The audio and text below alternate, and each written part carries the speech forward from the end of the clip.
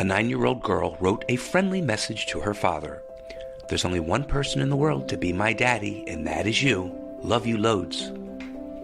Tragically, a few months later, the same girl drew a picture of herself holding a bloody sword and then a picture of her father decapitated with the message, "You, head unattached." What's happening here? Is there a rational explanation for this child's dramatic change in her feelings? Yes, there is. This girl with murderous fantasies had become severely alienated from her father, who had done nothing to deserve his daughter's rage. Parental alienation is a pathological phenomenon that's widely recognized among mental health professionals. Alienation is created through a purposeful and intentional process in which one parent, the offending parent, undermines and sabotages the child's relationship with the other parent, the targeted parent. The offending parent engages in a variety of tactics and maneuvers over time that poison and distort the child's thinking about the other parent. The goal is for the child to reject the targeted parent. If successful, the child develops a mental condition called parental alienation, which can be mild, moderate, or severe in intensity. Parental alienation typically involves an offending parent, the alienated child, and the targeted parent. 3 attorneys are frequently retained in these cases. The offending parent has an attorney, the targeted parent has an attorney, and the alienated child may have a guardian ad litem appointed to him or her. The attorney for the offending parent is in a unique position to win the case depending upon which tactic is taken and which ethical decision is made. Ideally, the attorney will confront the offending parent and make it clear that all alienating behavior must stop immediately. The offending parent must be involved in an individual therapy with the defined goal of stopping the alienating behavior. The parent must understand that his or her behavior is harmful to the child, so much so that some instances are considered child abuse. The parent must understand that the research is clear-cut. A child's long-term adjustment depends upon a close relationship with each parent. Marginalizing or negating one parent is unacceptable. The attorney should assert that children need both parents in their lives.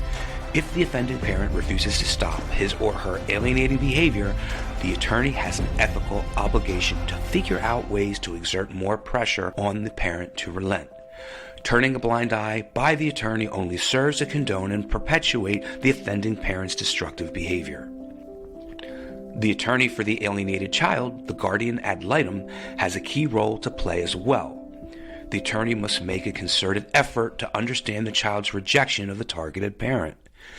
If there is a truly legitimate reason for the rejection, for example, substance abuse or verbal abuse, is considered estrangement and not alienation. Estrangement is an entirely different phenomenon that can be easily fixed with the parent's help.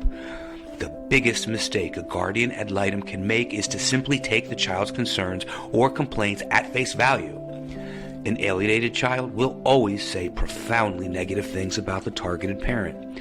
In fact, if the child's comments are wholly negative, that's a red flag for alienation. Also, a lack of guilt or ambivalence by the child is evidence of parental alienation. The guardian ad litem was focused on correcting the child's alienation by 1. Setting the record straight with the child about false and poisonous information received from the offending parent. 2. Referring the child to a therapist who will deal with the alienation. 3. Having the goal of reunification with the targeted parent at the appropriate time. And 4. Communicate their understanding and opinions with the parent's attorneys and the court. The attorney for the rejected parent is in a critical position and must 1. Bolster the parent's ego and defeated feelings by being supportive, empathetic, and proactive. 2. Ask the parent to pull together as many documents, pictures, recordings, text messages, and emails as possible to demonstrate the offending parent's alienating behavior over time. 3. Make sure the targeted parent is involved in therapy to help address the emotional aspects of the rejection. And 4. Encourage the parent not to act out defiantly, but remain calm and composed. Corrective steps can be taken by each attorney involved in a parental alienation case. Some of those steps have been described here. These steps should be considered winning moves by the attorneys. All three attorneys should be happy if 1. The child is no longer alienated. 2. The offending parent has stopped his or her alienating behavior. And 3. Both parents have a healthy and close relationship with the child. Zealous representation of clients take on completely different meaning in parental alienation cases. Winning should be viewed differently as well. Making smart, insightful moves that will correct parental alienation is the winning strategy in these cases. Written by Dr. Alan Blotcky and produced by the Law Center. Click the link in the descriptions portion of this video for more information about them.